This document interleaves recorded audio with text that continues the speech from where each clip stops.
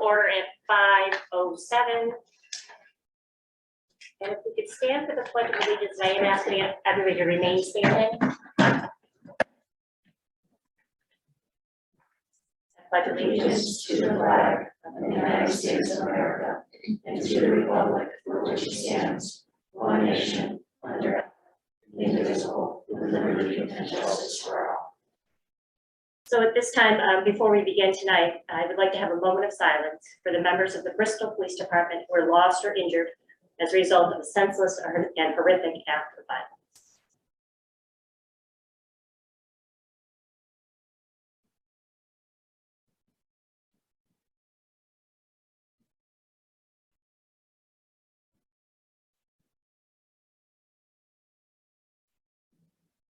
Thank you, everyone. So in addition, I do want to take the opportunity to just mention that in light of that moment of silence, we really do have many connections between the Bristol and Farmington community. One of them certainly is an important part of that is our police department. So we are also, I'm sure all of us feel the same. We are so thankful for our own members of our Farmington Police Department, and we really hope for their continued safety as well. So something to keep in our hearts and minds. All right, so we will go ahead and move on to public comment. So per usual, we are in hybrid meeting this evening, which means we offer both in-person and online public comment. It's not look like we have anybody in person with us this evening, so we will open up online public comment. If you're interested in providing comment, please raise your hand, and Devin will make sure you're unmuted to speak.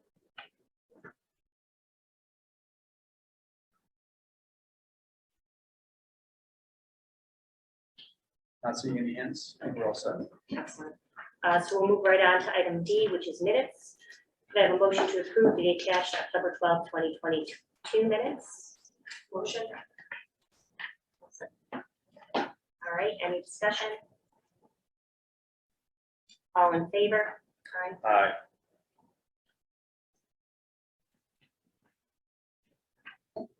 Online, folks. All good?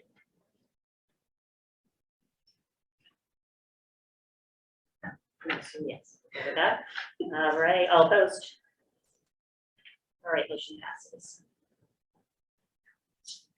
We'll move on to item E, which is correspondence received 10/8/2022 to 10/17/2022. We have nothing included in our agenda packet, but again, we let our community members know this is a great way to stay in contact with us. On our homepage of our website, there is a contact form at the bottom. Any questions, comments, thoughts, please send them into us, and we'll certainly respond with a thorough answer as soon as we possibly can. With that, we will move on to item F, which is reports. We are going to move through these pretty quickly tonight as we have some pretty significant agenda items in new business, but just a quick mention in the chair report. So again, I appreciate everybody's attendance tonight, being flexible on timing, possibly tomorrow. We'll see how our conversations go this evening, but you know, in light of the information we're going to receive tonight, there's going to be a lot of conversation, a lot of really good dialogue on next steps with all the information at hand. So I just want to make sure everybody's open to having those conversations, questions, comments, thoughts. We want everything on the table, so we really are encouraging good discussion tonight. So I think it's going to be a great conversation for us to have, and you know, lots to learn, I think, tonight. So with that, we're going to move right on to town council liaison report. Nothing to report other than our next meeting is Tuesday, October 25th at 7 p.m. All right. Any questions for John? All right, Board of Education liaison report. We had a long meeting on Monday. That was very productive, but nothing for this committee here. And I have our next meeting memorized. So that's it. Anything else about you? Any questions? All right. Chris Fagan unfortunately could not be with us tonight, so he would normally be our 1928 building committee liaison report representative. So we're going to move on from item 4. Number 5 is owner's rep report. So the past couple weeks we've been working with ONG and TSKP to kind of comb through the bid results and attending scope reviews, and ONG is gonna provide more input on the bid results later on today. Any questions for CSG? All right, we will go right on to architect report. Yes, thank you. Good evening, everyone. So our office, primarily Archana Pai, who has been spearheading the scope review meetings with ONG and CSG as well, particularly the more critical trades that I see that's in the agenda to be discussed later. So nothing else to report. So we'll go right on to construction manager report. Yeah, so we'll be providing more information during the new business, but we'll be going over the bid results. We've completed the bidding process to date, and we'll be looking for a motion to approve critical trade packages moving forward to keep the project moving. Questions for Laura? All right, communication subcommittee report. We actually haven't met recently, so there's really no report out for that subcommittee. So that leaves us with financial report. So financial report, you have an updated report on the spot. The only additional expenditure that we had was for a legal notice for the bid advertising in September. So that was $354.80. The only recent expenditure in that account, not to the project. Any questions for Kat on that? All right, so we're going to move right into new business for this evening. In kind of looking at having a really thorough conversation here, I think the first thing I'm going to do is ask for a motion to actually combine item G1 and G3 on the agenda. So that's actually the order of the conversation. I think that makes most sense now that we're taking a look at what's there. So just so everybody's clear, so G1 is to review the results and discuss the potential next steps. And G3 is to discuss and approve a recommendation of town council regarding next steps. So those two things kind of go in together, and then following that would be G2, which is to approve the award of the following critical trade packages at the respective base bid amounts. So that should follow right out of the conversation we have for the first agenda. Does that make sense to everybody? At least what we're putting on the table. So if I could get a motion to do that. So moved. Any further discussion? All right, all in favor? Aye. Opposed? All right, so motion passes. So we're going to move right into new business then. So let's go ahead and that's the motion, right? With the two combined, Kat, and I just start putting it in that way. Yep. All right, so could I have a motion to review the bid results and discuss the potential next steps? And also to discuss and approve a recommendation to town council regarding those next steps. All right, so we're going to open this up for discussion. We have some slides here that we're hoping was going to help facilitate this conversation as we move through some of the details here.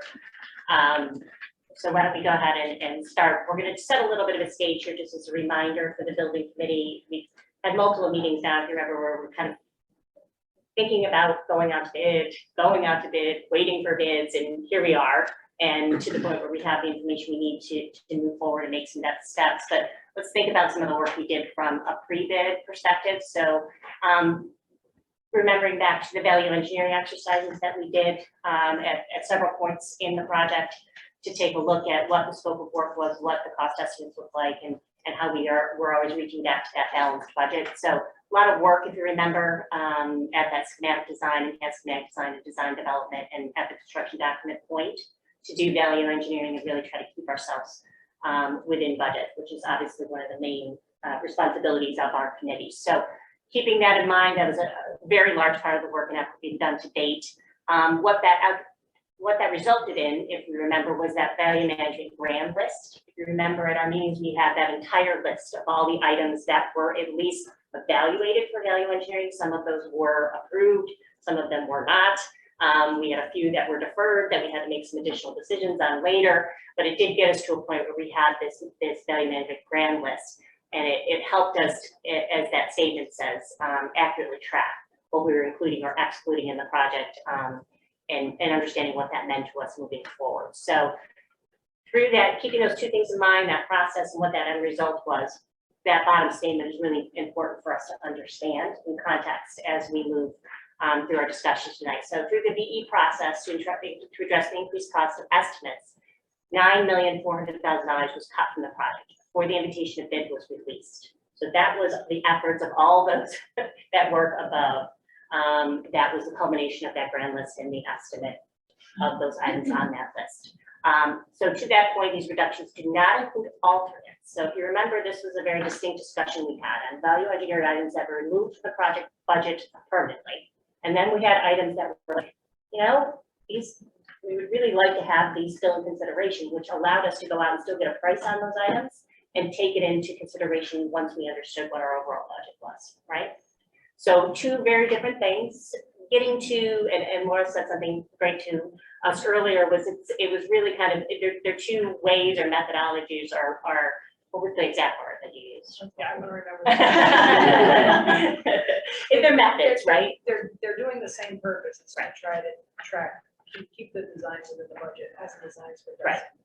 But they work a little bit differently. So this was kind of our view from that value engineering list and that brand list. And what that does now is bring us to the next slide, I believe, which is a reminder of our current alternates. So that second piece of the puzzle, which was, here's all the things that we went out, we understand the costs associated now, and now it's back it's in consideration. It's not included in the budget right now, but could they be? And we'd like them to be. How do we make that happen? So this was the alternates that we had and have discussed, I think, multiple times in our committee meetings. There should be nothing here that we haven't seen before. As you can see, so it's the alternates that you see. There's a little bit of a skip there. Oh no, 1 through 8, 9, 10. Now we're good. And then the separate bid package at the bottom, which is the tennis courts. You remember we handled that just slightly differently because the timing of that and how we thought we could best incorporate that back into the project was putting those tennis courts out as a separate bid package. This all look familiar to everybody? What our alternates were and understand how this differentiates from the value engineering grant list. Yes? Okay. So two things to keep in mind before we actually, I'm going to hand it over to O&G to kind of talk to us a little bit more about the bid results, that kind of sets the stage in the context of the work we've done to date and what that means as we learn new information.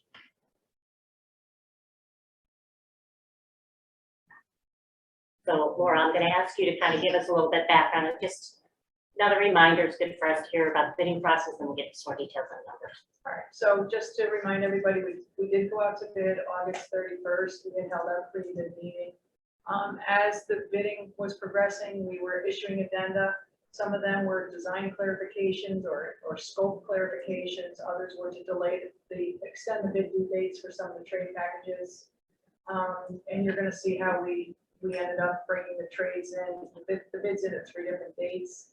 And then since the very first bid opening, which was on October 6th, we've scoped all of those particular trade packages so that we'd be prepared for tonight to critical packages. We've scoped all of those in preparation for tonight's meeting. So we fully vetted those numbers that we're looking for tonight. But that was basically the process. So the following bids, those are the critical trade packages, but those were received on the 6th.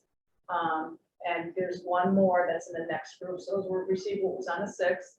The next bid opening was held on the 12th. Of those, general trades is still highly critical. It's just that we needed to make a last minute clarification. So we ended up extending their bid, but we have scope reviewed that particular trade package as well. So you'll see that there's quite a large majority of bids came in on that particular day on the 12th. And then just this morning, we finalized the last few remaining trade packages. And again, the reason for the extensions were as we're making, last minute changes, the bidders had to try to keep up with manufacturing pricing and whatnot. So that's the reason for the extensions. And in total, there was 35 trade packages.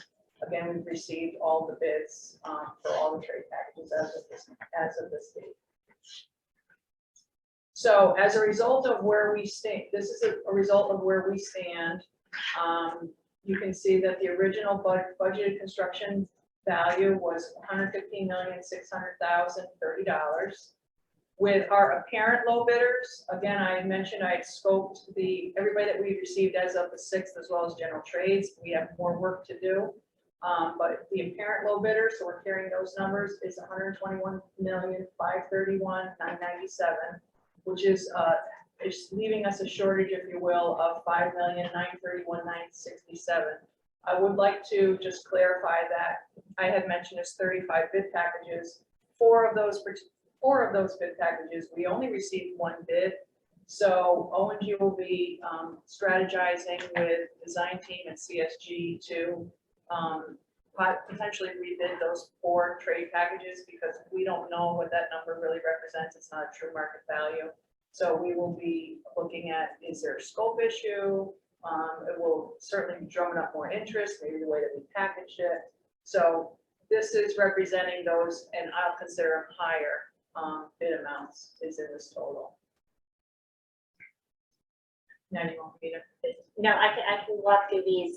We just go back a slide really quickly. So this is the first time that we're looking at this number as a committee and understanding what this means to us. Before we actually kind of have a conversation about this, the professional partners, just kind of, I would love to hear just some thoughts on some of the reasons behind this number. I think we all are aware of us sitting here, all of us understanding the environment we're in, the economic environment, but from your perspectives, why we kind of are sitting here with this number in front of us now at a high level. Well, we tried to anticipate the escalation, right? Yeah. We tried to. Yeah. You know, our estimate was done several months ago, which is what everything was based on when we last checked.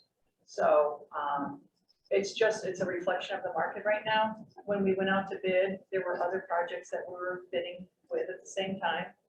So it's not that the project was unattractive, but we had quite a bit of competition while we were bidding. And that's also why I kind of want to hold off on those 4 single trade packages, because I want to get past, there's still stuff on the street. So we have the flexibility. We can wait a month before we go back out. So I think it's just a combination of, it's really just a reflection of the market. It's not really anything that is beyond, you know, it's what's in the project. It's just reflecting what the project Cost. you know? Yeah. Does that make sense to everybody? I mean, I think it shouldn't come as a surprise. I think we were hoping that maybe we could catch some headwind somewhere. And I think everybody's feeling this in a lot of different areas, even beyond us. But I just wanted to make sure we had that conversation and everybody kind of understood some of the conversation we're having tonight and why. So, And we are seeing these numbers kind of across the state, you know, not only O&G, but other CMs, other owners reps. It is a kind of something that we're seeing that's indicative of the market right now. We're seeing the 3 to 5% overages on most of the bid packages. I think one of the other things that I don't know if Laura mentioned, but you know, the state is busy again. I mean, the contractors are busy. For instance, we had 2 structural steel contractors bid our project. We expected 4. And then talking with the guys that did not bid the project, they just said their shops are they're flat out. They're subbing work, you know, outside of their plants to have steel fabricated that they normally would do in-house. So again, it's really a market condition that's really driving these numbers right now. any thoughts or questions on that? I was just going to Yeah, Richard. Oh, yeah, support what Mark said, that we're seeing this in all sectors. And even the state has questioned some of the projects that are out there, what their experience has been. I think the state is even receiving the same kind of information. The work being done by other contractors, other designers. It's just a phenomenal situation that we're in.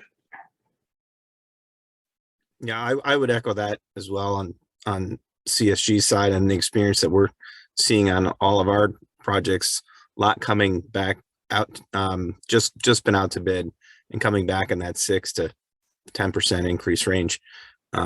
All had been estimated right around the same time this project was last estimated as well. So it really is a marker of industry change. We worked really hard as a professional team to do scope reviews, hoping we might find maybe things were carried twice in bid packages or things like that, but there was just nothing that we really could uncover of any real change value.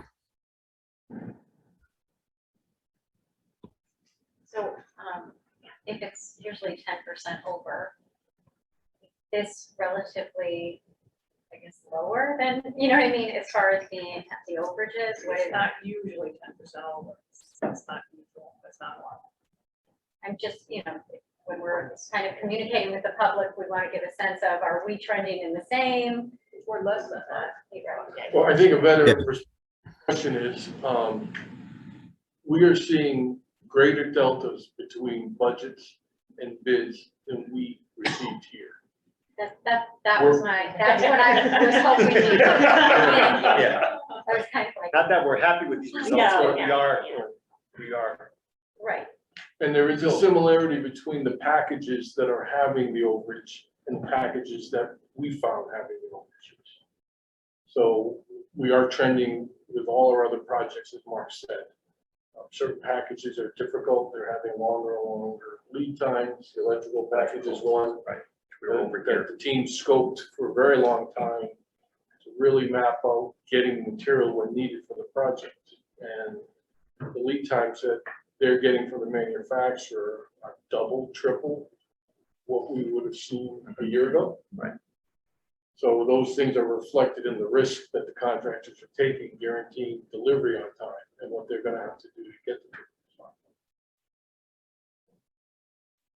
time. As Mark said, we're not happy with the number, but we've been dealing with worse discrepancies on other projects. Can I ask a probably dumb question? I know we were scoping the different packages at different phases, kind of like what you just said. Is this the total potential overage? Can this get worse as you continue looking at it? Or is this? No, this is not gonna get worse. This is actually considering the single bids. And we're hoping to gain, if we do go back out and rebid them, we're hoping to gain some savings there. But that'll be a couple of month process. It's not something that's instantaneous. We have to take a hard look at it. And Yeah, that's those trade packages wouldn't impact the start of construction. one of the benefits of bringing the design team, the construction manager, and our own team together is managing that risk. And that's why we're all nodding our heads. That is the extent of the risk from the packages that we've got. Yeah, it's, I mean, we've been talking about it in smaller groups and, you know, different phases and things, so it's, you know, we're at now at the point of everything we know and what everything looks like for construction costs, and this is where it's at. And one thing I do want to point out, though, that the risk that we're talking about tonight can change if we do not approve the critical package that we're going to present. Meaning that if we don't award contracts tomorrow, or the world doesn't award them, we may have a contractor or two that backs out from these numbers. We have one contractor in particular, steel contractor, that says he can't hold this number any longer than a week.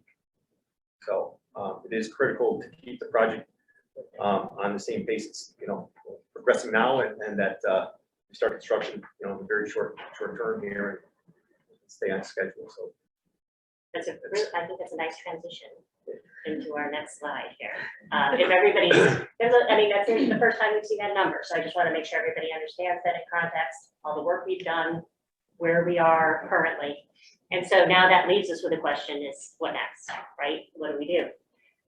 So the first thing I want to get off the table, there's some options that you're going to see, and we're going to talk about these in detail. But the very first one, as Mark just pointed out, is schedule. It's not even on here because there really is no option for us on schedule. The bottom line is what we're hearing is that, you know, we can't shorten it. We're going about as fast as we could possibly go at this point, and there's no, we can't compress anything at this point. And lengthening of the schedule in any way is of no benefit to us either, because it's only going to cost more to the project over time. by lengthening our project schedule for a lot of different reasons, for things like that, upholding numbers, or just overall escalation rate in the project if you're gonna push dates out. So I just want to make sure we put that on the table, something to keep in the back of your mind as we talk about our final agenda item tonight, which is the approval of those critical bid packages and why that's important for us to do this evening so that we can keep the project on schedule. Is that part? Oh, Suraj has his hand up. Before, does that make sense to everybody from the schedule perspective? We're not going to go into that any more deeply than that, but Suraj, you got a question? Yeah, just a question regarding the one of the, I think, the vendor who said, there's a deadline for us to approve. Now, my question is there a second competitive bidder who we can go to and ask them, okay, can they meet that or lower the price and then give us some leeway in time? So why would we have to stick with just one vendor who's making it a critical path for us to make a decision? That's not the case for the critical packages we're going to approve this evening. No, I think to my point was the structural steel contractor, who was the one that said could not hold this number. If out of the project at this point, the next guy is over $1 million higher. So again, it's in that No. list.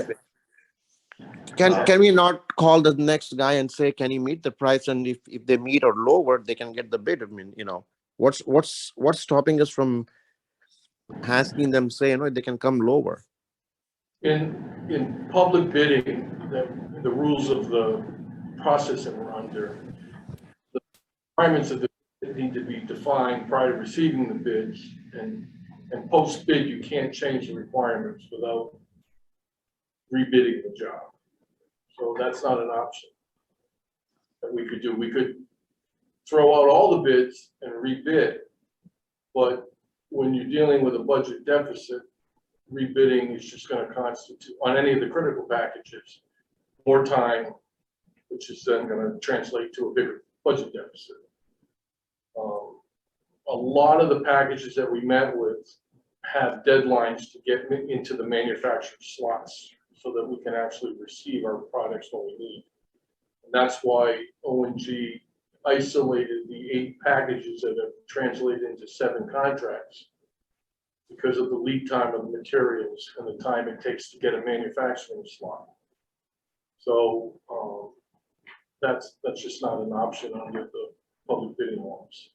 And then just to bring the schedule discussion, this whole project has been laid out so that the main high school can be occupied on time, and then the demolition of the existing buildings, and all of those time slots have been procured in the bidding. So by not starting on time, all of those time slots that are 2 years out would change, and that would change the criteria that the bids will put in. So the basis of bid you can't change without either incurring a change order or violating the bid process.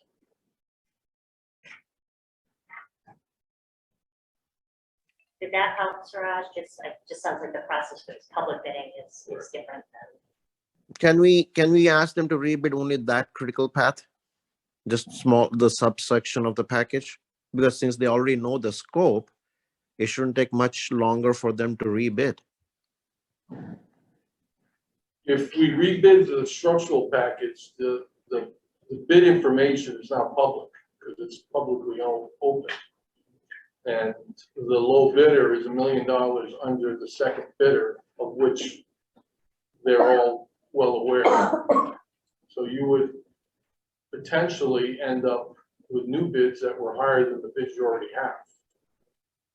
And the low bidder is honoring his bid. He's a contractor that the professionals have worked with on other projects, and we're comfortable he can do the job and did the scope review, but we would lose that $1 million savings over the next bidder in another bid process. And the other Connecticut-based companies or companies that bid in the Connecticut market have already voiced to us that the reason they didn't bid, they didn't have a slot in their manufacturing cycle to get the steel here when we need it. So the market has spoken, and we're sort of if we want to start on time and erect steel on time, we have to proceed with the contractors that have responded.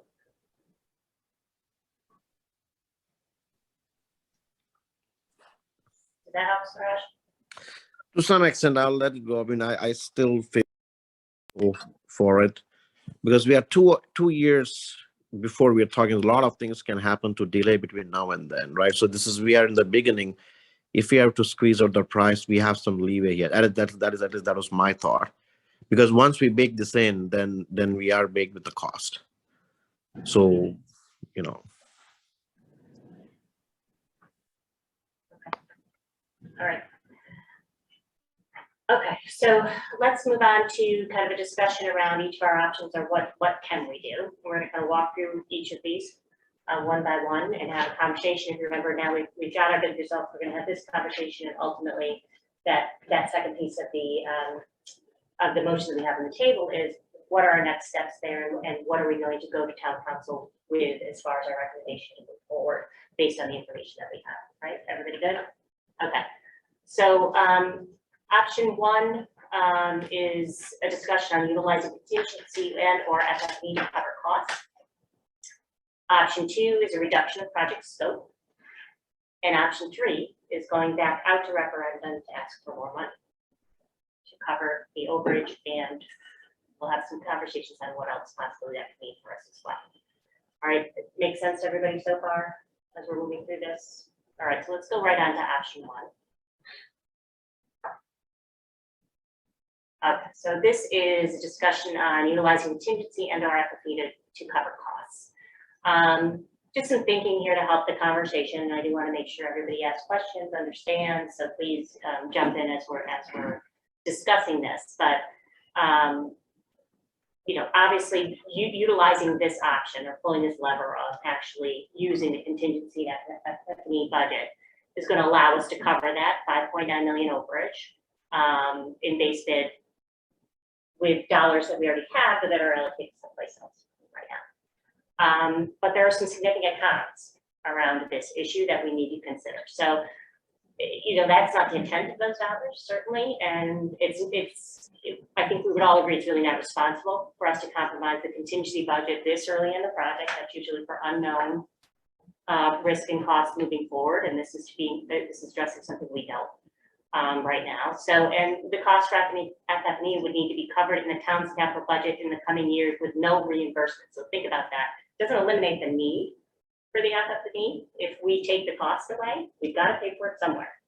And if it gets pushed into the town's capital budget in the future, not only is that harder to manage, certainly, but it also leaves us exposed with the fact that that does not receive any state reimbursement, which the dollars we have right now allocated to.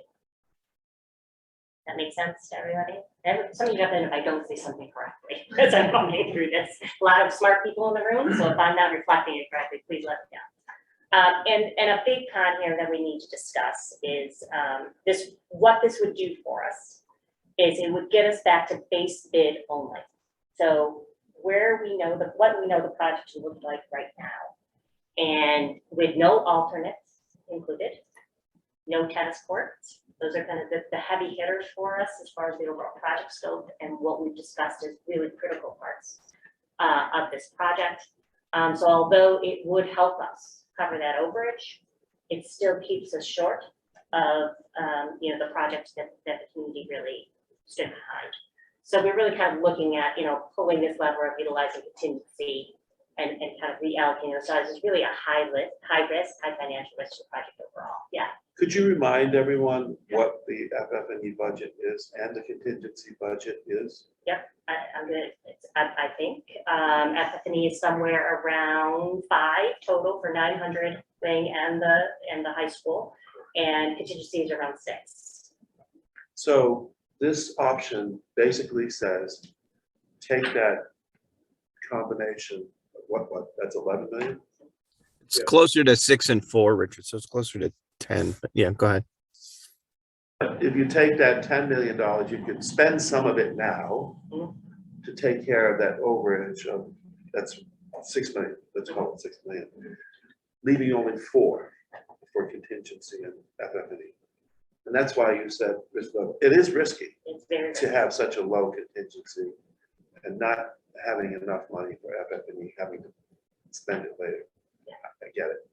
And technology is included in that FF&E budget as well. So it's not just the furniture and the pictures, it's technology. That is correct. Yeah.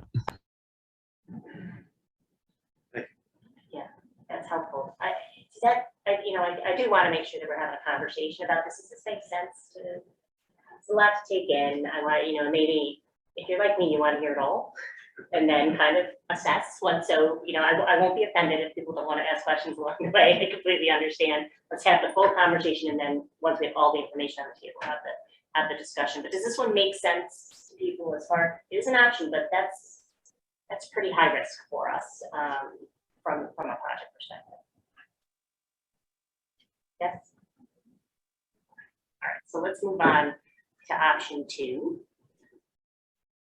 Oh, see, I'm sighing. That first, even the review, the review of that first page of the presentation reminded us of all the work that we've done to date around this, but it is an option.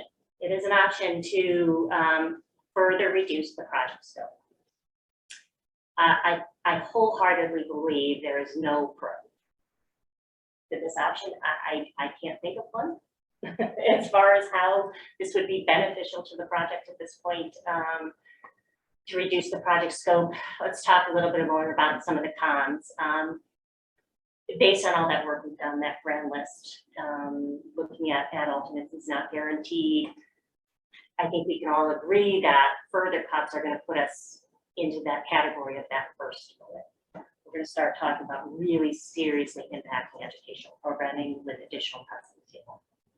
The significant con is one of the main tenets of this committee that we say all the time, at all costs, protect educational programming. It's why we're doing what we're doing. So significant concern and a con to this particular option. And as I mentioned, we've already done those approved reductions totaling 9.4 million. It's not that we haven't gone in, sharpen the pencils, take a look, what can we do? How do we keep this within budget without impacting education? What can we do? And I think we've done a good job. And I think testament to the fact that some of that gap is smaller for this project because we have been so diligent in our process. To really keep us within that budget. So, and I hope you all agree with this budget, with this bullet. Cuts have been beyond the committee's comfort level to date. I think nothing that we've cut, especially when we look at some of those adult units, tennis courts as a separate bid package, it's uncomfortable. Those are uncomfortable cuts for us to make, and additional cuts would be detrimental. And then. This is one that's interesting and we need to consider is additional items cut from the budget. So if we are looking at reducing scope, will need to be included in capital budget in the coming years without reimbursement. So again, similar to what we talked about in option 1, the need doesn't go away if we cut it, right? If it's a need, if it's something that's required and really is important to the educational program or something that we need to make sure that we're moving forward, that need doesn't go away. We have to cover it somehow. And so I think it's something for us to keep in mind. And then once again, by doing this, by what we'll be doing again, by reducing project scope, is getting us only the base bid only. So again, there's no alternates included in there. There's no tennis courts included in there. We're seeing a different project than what the community actually saw at referendum. So with all that being said and nothing in the pro column, I think it's pretty clear that again, we're sitting at a pretty high risk level for this, more along the lines of impact to education, potential long-term costs for the project. Makes sense so far. So quiet. Okay, all right, so let's go on to option 3. So option 3 is actually referendum. So let's take a look at the pros of referendum. And what's interesting there is that there really are no cons. to going back out to referendum to the project. But let's take a look at the pros. Referendum would allow us, this project, to utilize additional state reimbursement. So something we haven't talked about yet in this conversation is an understanding of the additional reimbursement received from the state, that bump up to the 30%, and what that meant to us. And if you remember, when that first happened, with a lot of conversations, what does that mean to the project? And it really didn't mean anything to us at that point, because we are committed, as we should be, to that top line $135.6 million number, right? You can't spend any more than that, the way that we sit here today. Going back out to referendum would allow us to start to think about utilizing the dollars that came from the additional reimbursement against this project, which I think is important for us to consider in our decision making, and something I think that we have to be really clear and transparent when we're talking to the community about what that means and how that fits into the overall approach moving forward, if this is our selected option, but something that I think is an important part of the conversation. And also in this option, we have alternates, which to this point, we haven't considered this. Alternates could be accepted to return the project to what was approved at the first referendum. So here's an opportunity for us to not only cover our overage, but now represent a project that really is closer to the project that the community saw at the point of referendum, the original referendum. Those pros make sense to everybody as we walk through them. Yeah, and cons, and it's an interesting way to say, this is a tough one to swallow. I'm the first one to say it, to say as a committee, it's tough for us to say, but I think it would almost be irresponsible at this point for us if we didn't think this was an option for us, right? To go out and say, based on everything we know today, this is an option for us and a lever for us to pull, is to ask for more money from the community. So a note on this and something to consider in the total conversation is there is a possibility, if we choose this option, that the referendum could fail, right? We're asking the community their opinion on, do they think that those additional funds make sense for this project? So I want to make sure everybody's clear on this. If the referendum fails, additional cuts would have to be made. So it's not that we're stopping the project in any way, we're not doing anything, but basically we're going to have to go back and take a look at options 1 and 2 and say, now what do we do with options 1 and 2 to help us just cover that overage at that point? It's something for us to consider, and I think it should be part of the conversation. We have to, it's really, as I said, it's really a low level risk for the project. It's something I think that is important for us to consider. It gives us those project benefits from the original state funds. So I think that's a benefit for us, and it does get us closer to that original view of the project community. So to be clear, Yeah. The state gave us additional reimbursement knowing that the market is volatile and that everybody's seeing cost overruns, but we cannot tap into that money without going back to referendum because of the way that the referendums work and the way the questions work. Okay.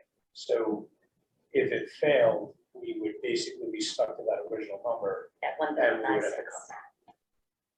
And to piggyback on that, isn't that true? Isn't it true that that could be something very specific to our community and our town and kind of some of the ways it works? Like in another town that they be able to, excuse me, access that money without going back to referendum? Well, we're only authorized to spend 135.6 million Question.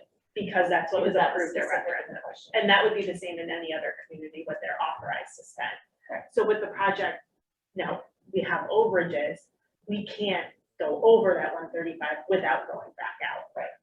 But we're not going back out to referendum without additional funds. Correct. They're kind of targeted. That's part of the project, message. but- Right. Life's short communications. Yeah, it's gonna be, right. Well, we've done a pretty good job with that before, and had a lot of community support. The other two project doesn't look like what we went got approval for. That's a tough stuff. Okay.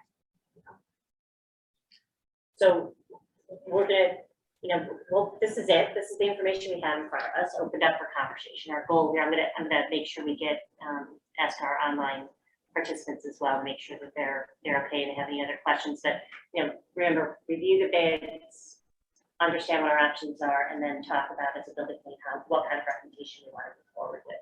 That's where we're kind of sitting as far as motion is concerned. But Suraj and Michael, any questions or thoughts from you? Right So now? are we gonna make a choice on these options today, or is there a different forum for that? That's tonight, Suraj. That's Okay. Yeah, Yeah, it is. my only suggestion is, if we're gonna, if the option is 3, I think one of the things we should consider is, if the referendum fails, what aspects of the project will be canceled, right? People should know thoroughly, what attributes or aspects of the building will have to be canceled if this additional request that is being made through referendum doesn't pass, because that's so that the community members can make that decision with clear-eyed and understanding of what's at stake, right? So because the reason I'm saying that is I think I heard, if it fails, then we have to come back and make some cuts. But I think we need to put what those cuts would be right in front, along with the referendum decision making, whatever the process is. If they're not going to get, just as an example, tennis courts, if they're not going to get this, this is what is at stake. We have looked at everything.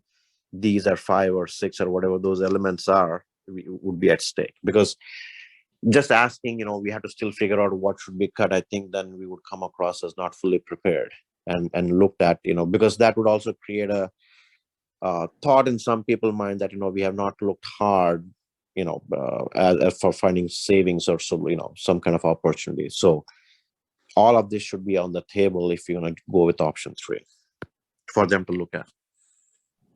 So I could take that. So the short answer is we'd have to go back and look at it, just like we did in the first 3 or 4 processes of what we thought was a priority, or not a priority, but what we thought we could stomach. Some examples could be the improvements to Monteith Drive, and then the traffic patterns that would, that we wouldn't get the benefits of. It could be granite curbing, where you're adding more to the capital budget every year for the town to fix it versus the granite curbing. So we have items that we've discussed along the way, but there would have to be a whole nother set of discussions with this committee to kind of dive back in and look at every option. And yes, communications with that, Suraj, I agree with you, to kind of lay out some of the things that could be affected, because until we do that work, we don't have exact answers. Yeah. But to your point, Suraj, I agree. I think from a communications perspective to community, it will be the first question we are asked, and we need to be prepared to answer that to the best of our ability as we're going out, if this is the option we choose. I agree. Just a question, so what's the timeline looking if we go out to referendum? Wow, Monday. Well, It's by like, then, right? So again, I know I want to continue the conversation and make sure everybody said 1, 2, and 3 and options, but logical next question is, if option 3 was to be chosen, what would it look like? So go ahead, Devin. So this is what it would look like. So consider, do you want to? Yeah. Considerations that were made in creating this timeline. First is bids are only held for 90 days.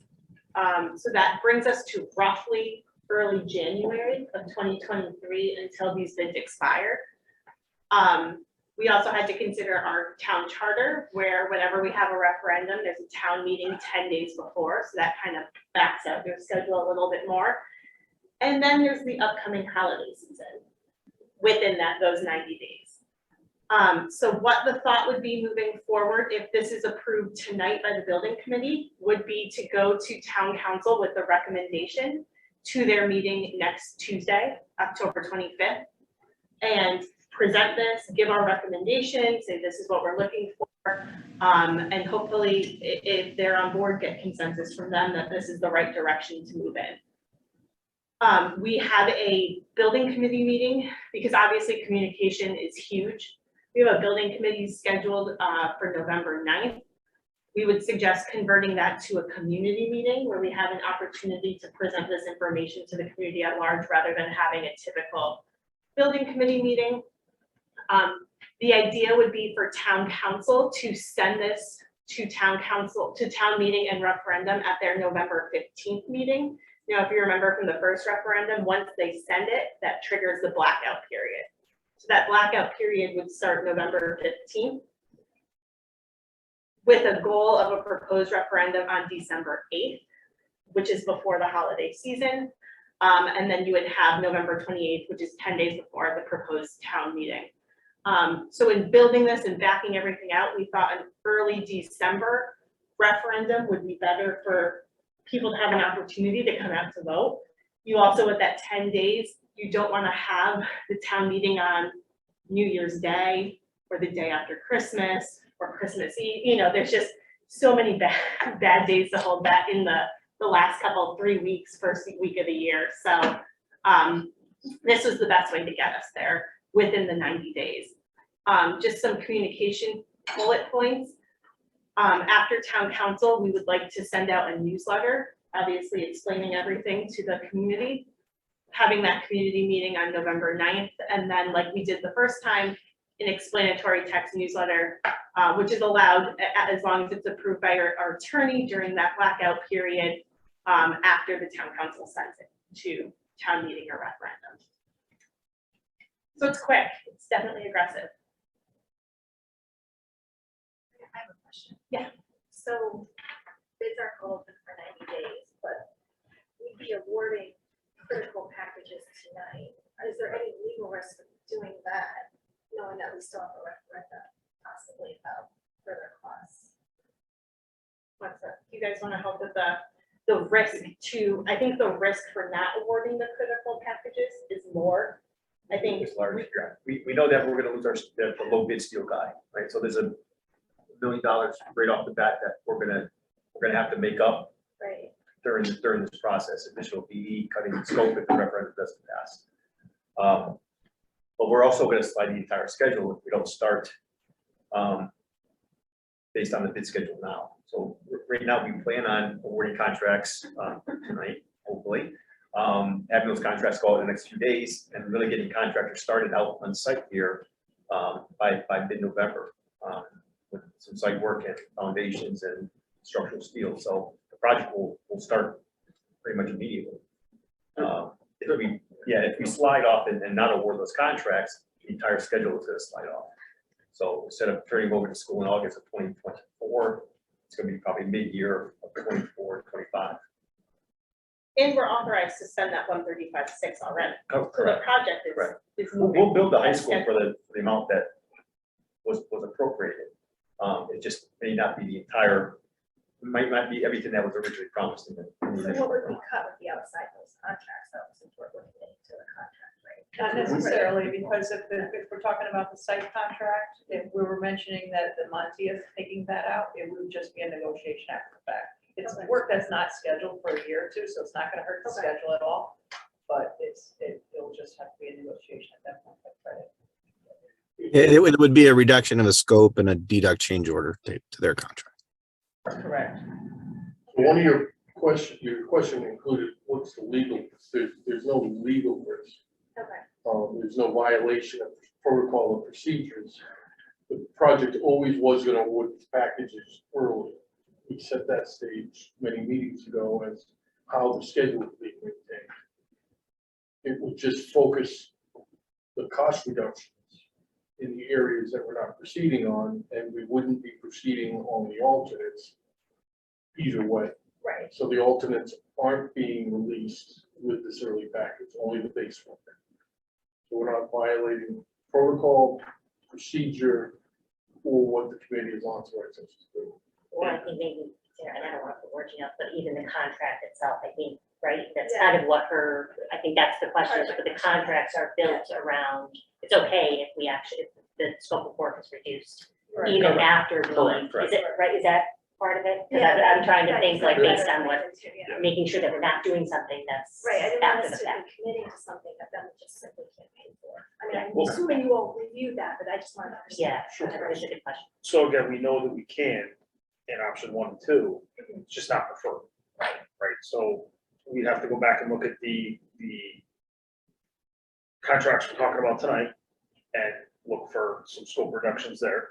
And then we'd have to look at the other ones that are still out there, and do that and try and find a way to save some money, to spread that out, so, you know, to be able to get it done. But you could still award those contracts and have those conversations after. Without there being a risk. That's a good question, Sheila, the contract's contract, right? It's a little bit different in this perspective. All right, any other questions or thoughts? I think so too. So that's all the information we have to date. The options we have in front of us, some thinking around them, just to kind of help guide the conversation. So I'm more than, I would love to hear if there's other thoughts, comments, something that you think we haven't discussed yet or consideration that we need to put out there. You know, I'm more than willing to express my opinion first on what I think might be our best option here, but, you know, I certainly want to make sure we have that discussion as a committee and are comfortable with that moving forward, so that we understand what recommendation we're going to put forward to town council. So any questions or thoughts? None of them are good. That's very good. It's, you know, we've been looking at this over the last few days, the numbers have been coming in real fast. And you know, I kind of try to boil it down and simplify it, and we can either, you know, start cutting stuff that gets into problematic stuff, or doesn't look like the building we had, you know, that the community had accepted, you know, on the original referendum, or we could take a chance at going to referendum and getting, not going through that extra additional, and I need the 4th time of cutting, and then potentially get some of those other ones back. And, you know, when you start talking about tennis courts, the town's not gonna allow to just evaporate the tennis courts. We're gonna have to go back and put it in our capital budget. We're gonna be doing site work after the fact when everything is buttoned up, which is only gonna cost us more. Some of the site work they're doing now is planning for those tennis courts, and that's just one example. And then, and so, you know, either we start cutting now, or we go to referendum and take a chance that we don't have to go down that road. And I think timing wise, the professionals are, you know more than we do, but there's opportunities to dive into this if worst case that referendum doesn't go forward. And I'll say that, you know, I was fairly public about saying I would never go through a 3rd referendum. After the first one failed, and I said, if the second one fails, I'm out completely. And here I am, talking about going to a 3rd referendum. So, what are you gonna do? And that's the gist of it. Yeah, I think that sentiment is exactly right. None of these are easy options. You know, I think I'm very similar to you, Johnny. It's, for me, I think it does make sense for us at this point to recommend going forward for a referendum, to ask for additional dollars from the community and understanding where we are and the impacts and what it means to the project. And I think there's a lot of communication. I think we made a lot of the points here, but I think we can also do a lot of work to make sure that communication is really clear and transparent for the community as well. And, you know, I think we reached the same conclusion, we hope, based on the information we provide. But that's kind of my feelings on when I really look and evaluate the options we have in front of us. I don't know if anybody else has any other. I would just like to say, I think, having looked at this for a while, that I think this is your best option. Option 3, going to a referendum. I think people understand what's going on in the marketplace. And I think they will be, they want what they want, a building that will stand the test of time. If you don't ask them, you'll never know. Ask and see what they think. And hopefully they will be of the same mind. If they say no, we'll have to sharpen our pencils, revisit all of those value engineering items that were previously found unacceptable and rejected, and look at that again. Or for some costs, as you said, you're going to miss out on the reimbursement, but you're not going to, you can't skip them. So I think this is the best option. This is your last chance to ask one more time of the public to support this project. There may be people out there in the public who think, well, why don't they just redesign? That means stopping the process completely and waiting for another 8 months. And during that time, the escalation is only going to make matters worse. You're never going to come back to redesigning this project for the square footage that you need, that you promised you would deliver by redesigning. It's just not achievable. So I think this is your best option. Yeah, and I think there'll be a lot of work that could go into the communications of this, and really the town voted for a net town share that will ultimately be, even as a result of this referendum, would still be lower than what they voted on to begin with. And I think that will be a big sell.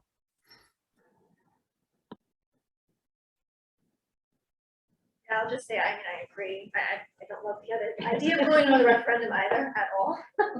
But I think we need to give people that option. I think there's gonna have to be very specific communication, because I don't think everyone understands how reimbursement works and what that really means.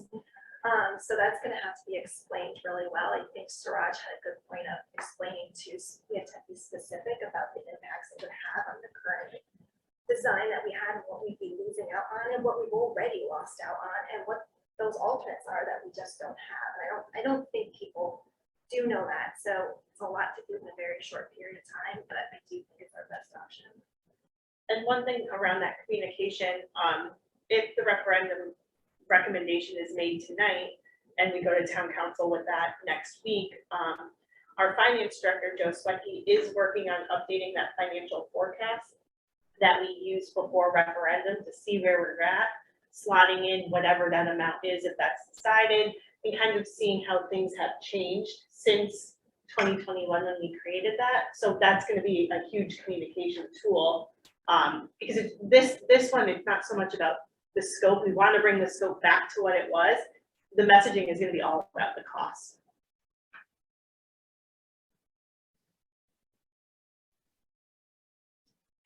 Any other, on that comment, I'm the blackout period, which is something we experienced, but a big part of the success of the referendum was who could continue to communicate about the need for a referendum, in this case, make up for the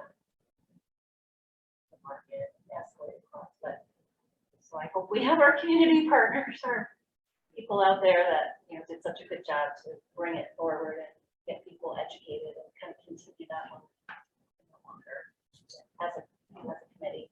I think that's work really important part of our communication plan. It's very critical. The first member told into It's a good thing, and it's a big part of the success.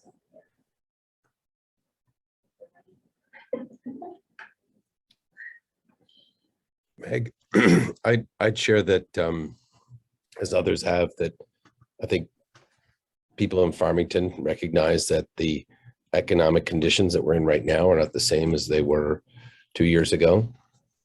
This building committee has recognized that and been good stewards of using the resources that we have to land this project, and have cut out about $10 million out of this project, and yet there's still another $6 million to complete the project that we've already taken things out of. So the other thing that I think people have, the state of Connecticut has demonstrated its responsibility in stepping up and identifying that we live in different economic times, and has brought to the town, independent of our discussion tonight, another $14 million of available reimbursements. And so I think we're certainly on the side of being responsible and recognizing that when someone steps up to say, I get it, there are additional economic constraints on the town.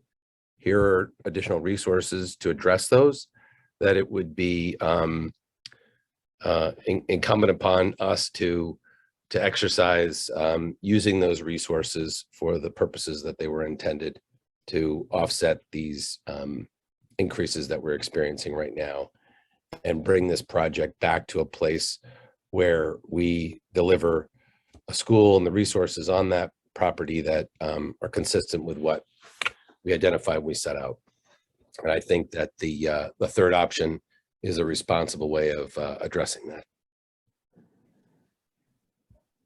Thank you, Michael. Suraj or Wendy, your thoughts on where we stand? Echo everybody's comments. No, I mean, for me, option 3 is the way to go. I mean, option 1, I mean, it's the status quo, and option 2 is, it's no option at all. I mean, and it makes this interesting. So what good is the project with no little bit of fun and twists and turns? So. A growth mindset, I think they call that, right? Isn't that how that works? That's a growth mindset. Everything. I love it. Go ahead.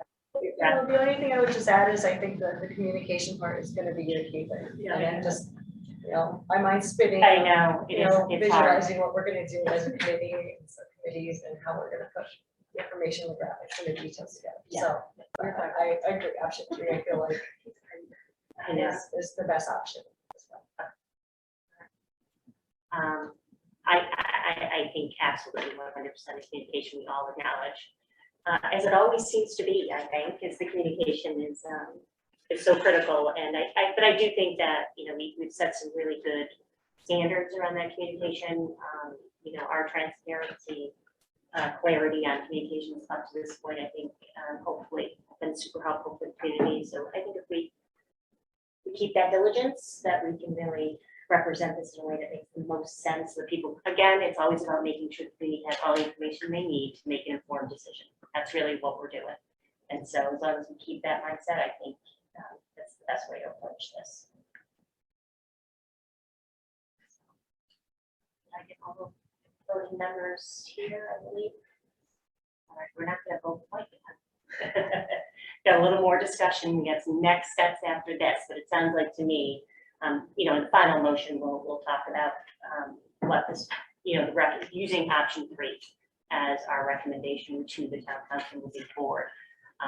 With knowing that, we do need to talk a little bit more about some detail around that. So what's the first thing they're going to ask us is how much to referendum for. So let's have a little bit of a conversation around that and what that might look like. So if you remember, one of the pros of option 3 was our ability to be able to not only cover the overage, but also allowing us the opportunity to represent that alternates list that we looked at previously, and hopefully bringing those back in to the project, as well as those tennis courts. So in keeping that in mind, it's important for us to understand what do those dollars look like.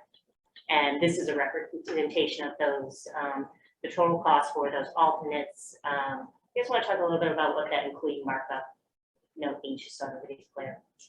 Just means that there's a bid cost, so the bidders gave their bid, but then when ONG is preparing the guaranteed maximum price, there's the construction phase fee, there's the GMP contingency, our bonds, our insurance, so it kind of gets marked up, gets pulled up. So it's not just the pure trade bid cost, it's that little percentage that we put on is reflected in there. So you as the owner is paying that, not just the bid price. So we have representation of the total cost here. I want to make sure everybody's clear on what these mean. So total alternate costs, you can see there at 2.58. The total tennis court bid at 1.16, which brings us to a grand total of 3.75. for a total for, this is our alternates and the tennis court, that's what those salaries would look like. Does that make sense to everybody so far? And if you want to kind of look at some of those numbers in more detail too. Sorry, I think I zoned out a little bit while you were talking. I'm not offended at all. I think we're I know, going right? ahead at the same time. Are those cost estimates, or are they based on bids? Those are bids. Okay. Yeah. And then with that, a little bit of that markup included, so that is what we would pay. Right. Okay. Oh, no, go ahead. These are recommendations, these aren't all of them. This is all of our alternates. Okay. Yes. Recommended, there's two that you're not recommending. Oh, I'm sorry. Oh, I'm not.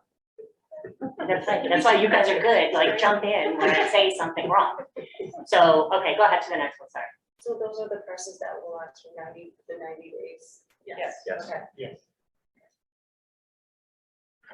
So these were the two additional items that we talked about that we would exclude.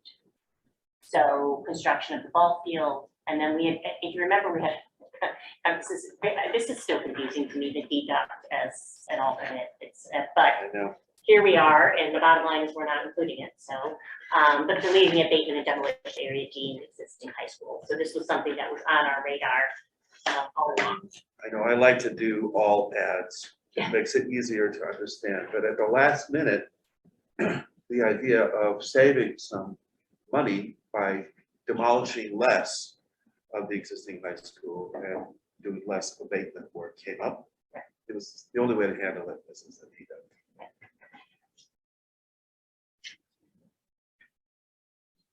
So now you've seen the whole list. Sorry, that's my mistake. The ball fields, yes, so that one. No, I think, and So- then the rationale, I'm sure was, Yeah. a part of why that's. Right, exactly. Both of these items are affected by another project that we don't have answers on. Right. Basically what it comes down to. The change of scope is where the deduct comes into play in the field.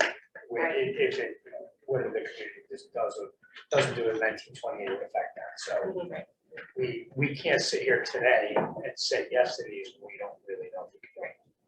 The ball field doesn't fit in the, site plan. Correct, right. Look at it. And it's most, with the 1928, I think Chris said at the last meeting that band room, the current band room is also part of the original, so that would be, hope to be kept, so that makes it bigger and harder to fit. And I think even before that, when it was just the original, it was a tight squeeze with the ball field that. It was tight. Yeah.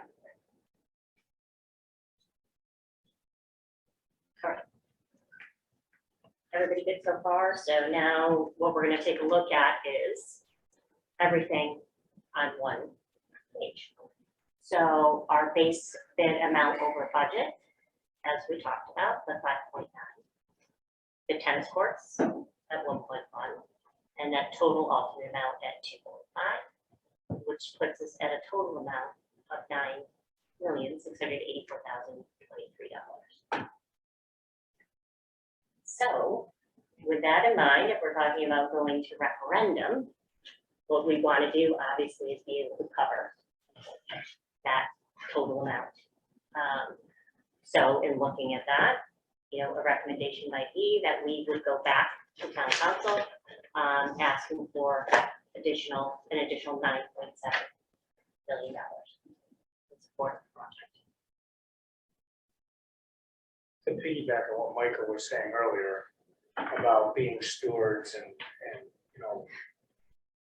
if we go back and we make this project whole the way that we saw it, but we still took a lot of things that we felt were critical along the process.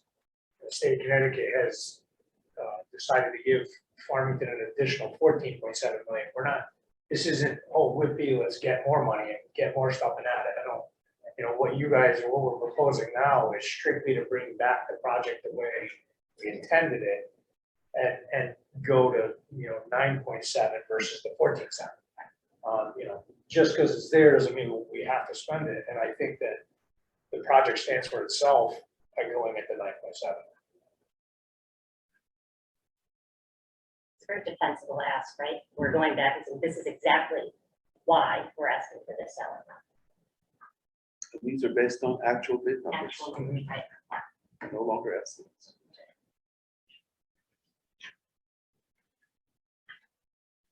Thoughts, comments, questions?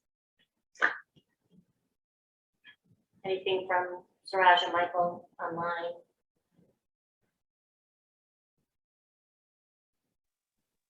No, I'm good.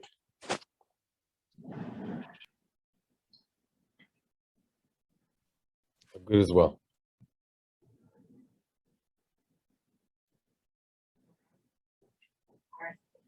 So that actually leads us into actually going ahead and moving forward with our motion.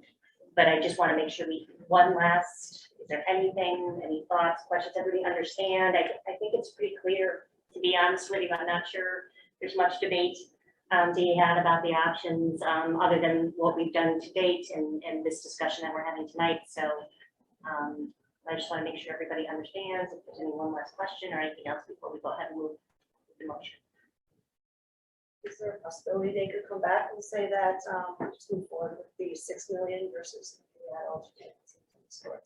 I mean, I think they would, this is our recommendation to them that they, they would need to approve. So certainly there's an option for them to, ask additional questions, look for further clarification and provide another option for us to consider as well. Yeah, and we will need to, so as we talked about this, so the motion, as you see, will be us deciding as a building committee move forward with the option to referendum, what our recommendation for the dollar amount is. And then if you remember that timeline, we're moving very quickly that the next meeting that Johnny mentioned is next Tuesday.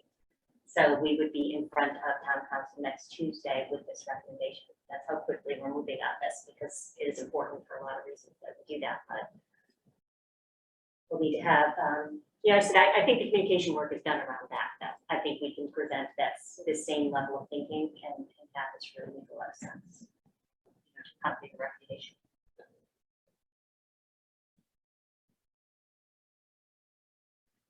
All right.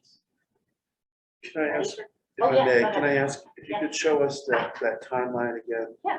I'd like to take note or take a picture of it, so that I know what those dates are. There you go. I've got him, Richard. Oh, Have you got it? did you do a screenshot? Got it. Thank you, Michael. We can send this out. I also have it in a calendar view, and the CSU provided a milestone schedule, so we have it in a lot of different. Thank you. All right, I won't take a picture of it.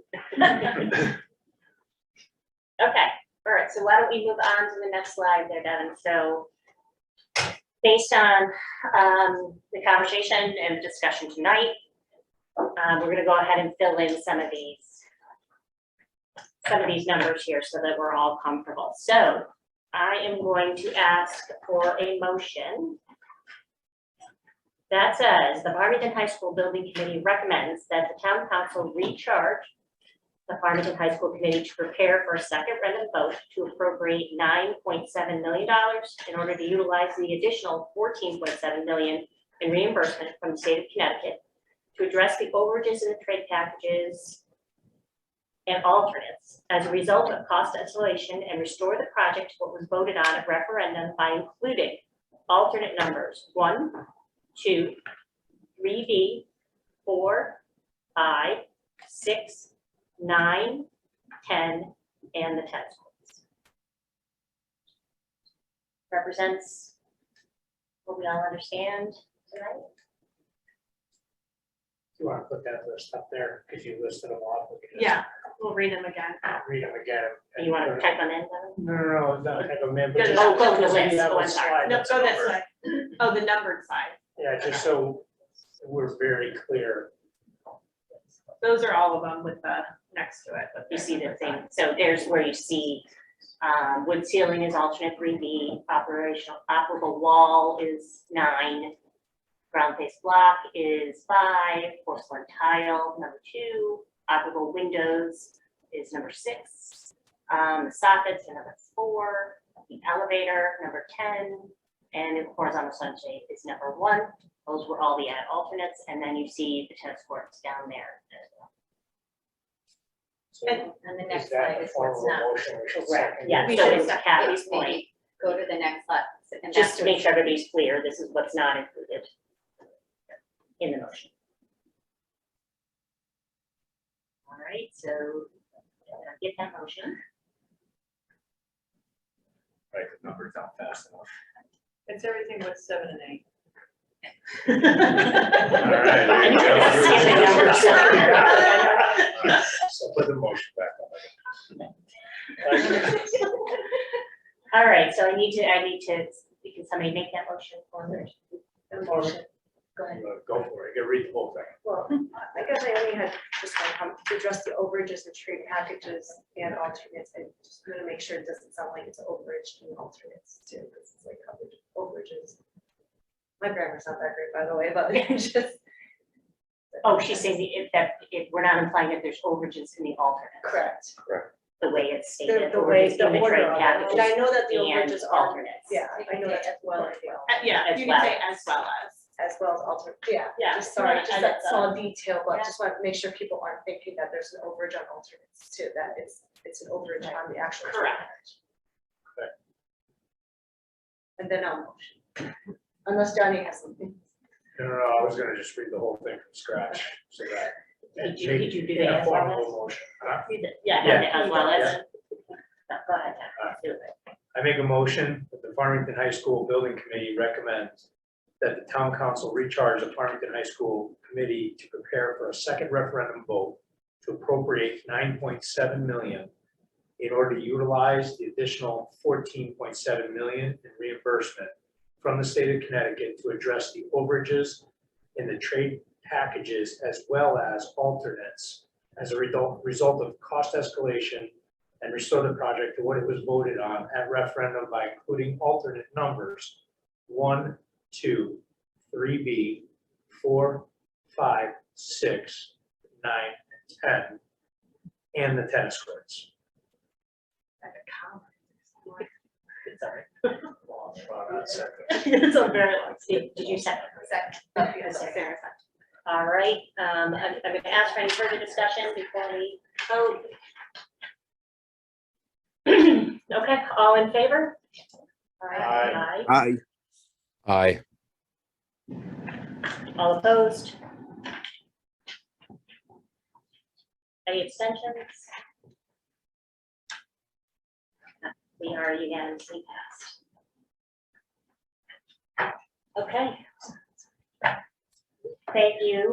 We still have a little bit more business to do, but I do want to thank everybody for having that conversation, and really, understanding implications, next steps, and then we have some work ahead of us, but I think, this is really the right decision for the project moving forward. So I do appreciate everybody asking questions and making sure we're all in understanding and agreement there. Okay, so we have one other order of business for us to take, well, that's not true. Some minor stuff, scheduling stuff to take care of, but we have another item in new business that we need to talk about. So could I have a motion to approve the award of the following critical trade packages at their respective base bid amounts? And Devin has the numbers up here as well as the descriptions for us to review. I'm going to read the note just so we have all the information ahead of us. So the critical trade packages were opened at 2 p.m. on October 6th. Since the bid opening, our professional partners have conducted scope reviews on each of the contractors and verified that the base bids amounts are consistent with the requirements and specifications from the bid documents. Attached is an award summary of the qualified low bidder for each of the critical trade packages, and this includes general trades for the new high school. This motion is to approve the base bid amount for each of these contracts. Alternates will be reported with remaining bid packages. So that's kind of was our earlier conversation that we were having. It is the recommendation of our professional partners that the committee approve the critical trade packages, as many have long lead times for supplies, and approval will maintain the project construction timeline. And we did have the scope award letters included in our packets as well. All right, so could I have that motion, please? So, Second. any additional conversation on this one? I think we've kind of served this up in a way that people understand why we need to do this tonight from a criticality for timeline, and what that means to the project overall, but I just want to make sure everybody's comfortable with that, understands why we're making this decision this evening. Move forward on this. Everybody good, comfortable with that? Yes? Yes. All right, all in favor? Aye. Opposed? All right, you have unanimously passed. So you guys have what you need to move forward on that. Thank you, everyone.